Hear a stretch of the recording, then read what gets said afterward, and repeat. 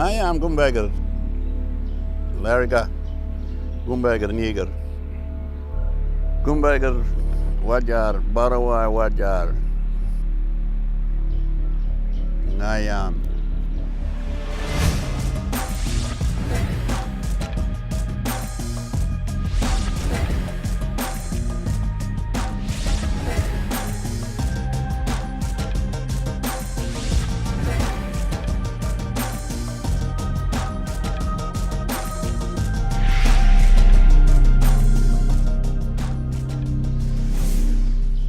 In 2011, representatives from 19 natural resource management organisations joined forces to establish the Jaliigirr Biodiversity Alliance. This alliance was created to support the voluntary contributions of organisations and the community to help improve and protect the diverse landscapes that occur between the Dorrigo Plateau and the coastal plains of the mid-north coast of New South Wales. This stunning region is home to many people, and the Jaliigirr Biodiversity Alliance is all about connecting communities, cultures and the environment. The Alliance covers a catchment area of 337,000 hectares, with an altitudinal range of 1,560 metres, and provides an important regional link in the continental scale Great Eastern Ranges initiative. This biodiverse region contains important climate refugia that buffers species from climatic extremes, remnant Gondwanan rainforests, and the highest diversity of eucalypts on the east coast of Australia. I'd like to introduce you to some of the wonderful people working within the Alliance and give some examples of how anyone can become involved. My name's Uncle Larry Kelly. I was born in Bellingen in 1938 and part of the Gumbagar Nation.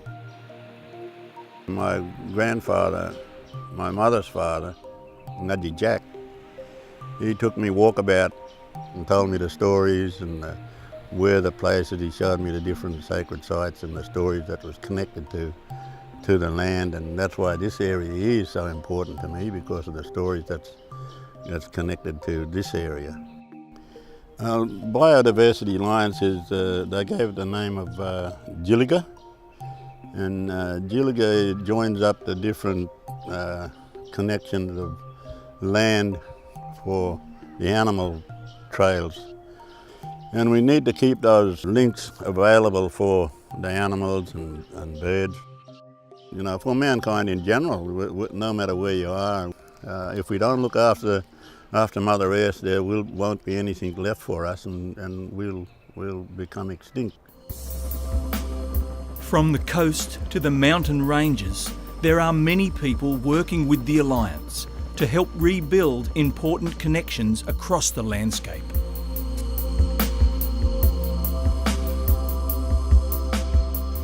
Dorrigo National Park is a World Heritage National Park. The World Heritage listing is Gondwana Rainforests of Australia. There's about 60 or so national parks, nature reserves, between roughly the Hunter Valley and north into southeast Queensland that make up Gondwana Rainforests of Australia. And that's a world level recognition of the importance of the rainforest in this part of the world. And Dorrigo National Park would be one of the key parks out of that group of parks.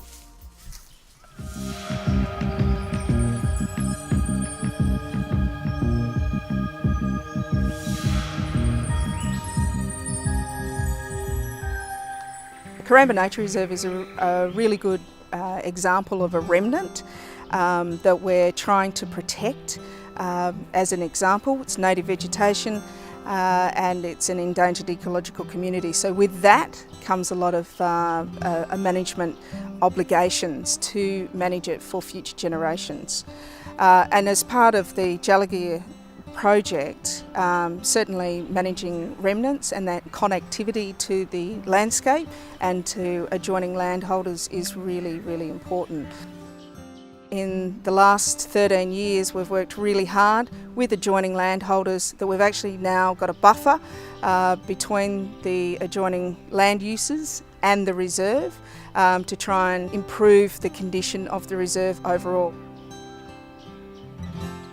You can hear the birds calling. When I first came here in 2000 and I walked through the reserve, there wasn't a bird to be heard. So the recovery of the community has been incredible, and it's been working with local people, contractors, bush regenerators that have done an incredible amount of work to bring this reserve back from the brink. In the long term, the maintenance of these ecologically significant remnants will depend upon maintaining the ecosystem processes that support and connect them. There are many ways people can help achieve this, and the benefits are immense.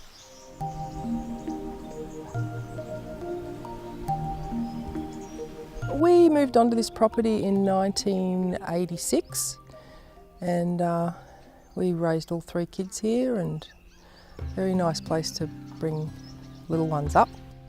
I've come to understand the land in a different way over those nearly 3 decades, just watching the way things can heal. Also watching for the first while the weeds taking over. We had a lot of problems with privet here in the early days. It took me quite a long time to even realise what they were because there was so much of it down there. And we've managed over the last 10 years slowly to start to get on top of that. This project means that we're now going to be able to finish what we started in my lifetime. So I'm really excited about it. The opportunity to have that kind of input onto my property at this time, after we've already done all the groundwork, it's just, yeah, it's really great. It's incredibly resilient once you start to reduce the weed load. So there's quite a significant amount of natural regeneration, but there are places that would take many more decades to recover without the revegetation efforts that are about to take place. So yeah, I'm looking forward to the next 10 or 20 years watching these trees grow, and hopefully, you know, my kids and grandkids will get to see the benefits of that as well.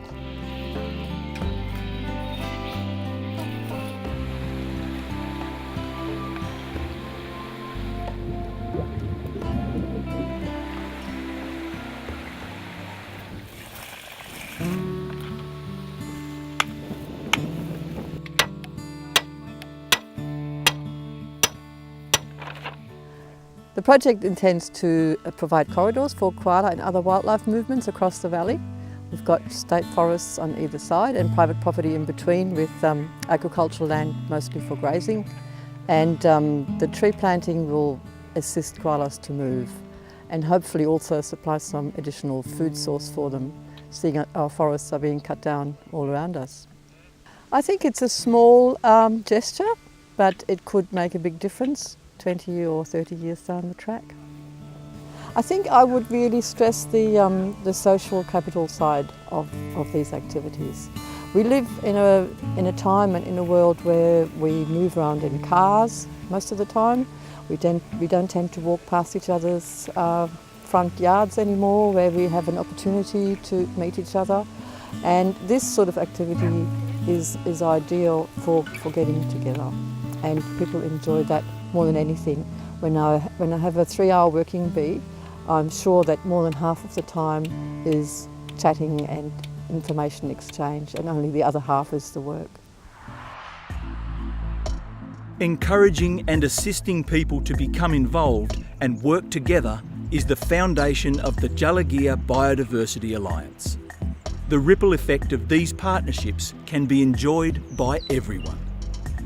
When we first started work up here, I didn't really understand what an endangered ecological community was, but once we got to learn about these special grasslands and all the connectedness of the little headland mini plants, all the other plants that are highly specialised to grow in these grassland areas, we can look after it because we know about it.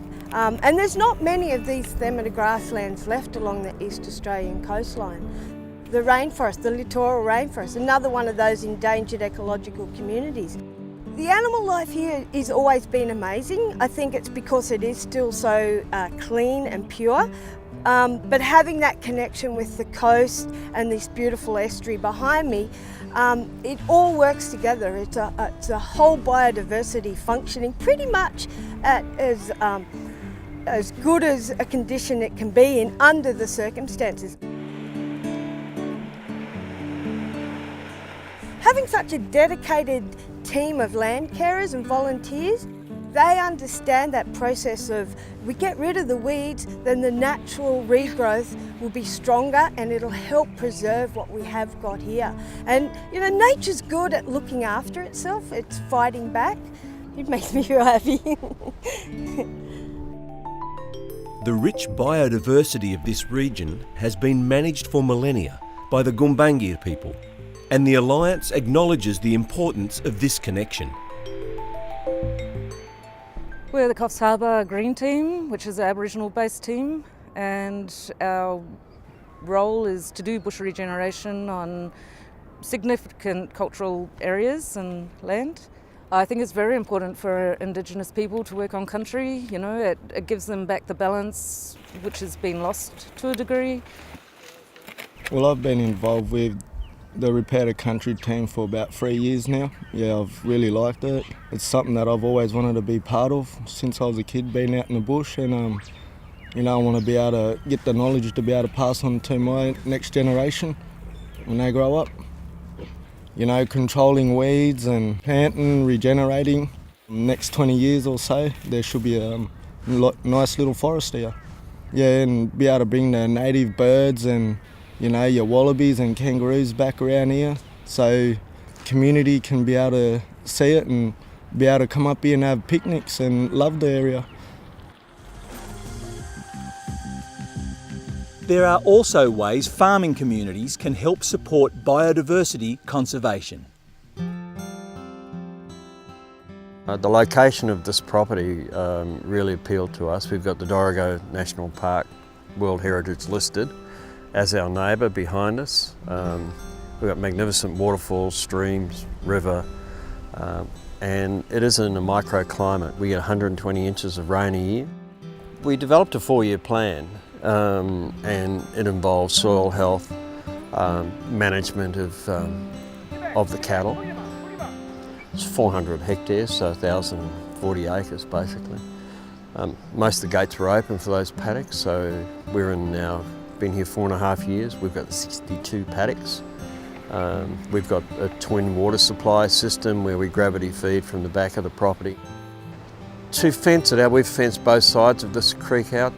From a management point of view, you just have to do it. Stops the stock getting in there, they pollute it, we drink the water. So we keep them out of the water as much as we possibly can. The other thing that's really important to me is the quality of water that the cattle drink. This water is just pristine. But a lot of things we do don't cost very much money. I think we're just custodians of the place, really. We're trying to keep it in good health, look after it, make it more productive. I mean, green grass, fat black cattle, healthy. What more can you want, you know? It's just a dream come true. The Jaliigirr Biodiversity Alliance is all about working productively together, in harmony with nature, to create a positive future that connects communities, cultures and the natural environment. This way, everyone wins. So if you'd like to get involved or you would like to know more, please visit the website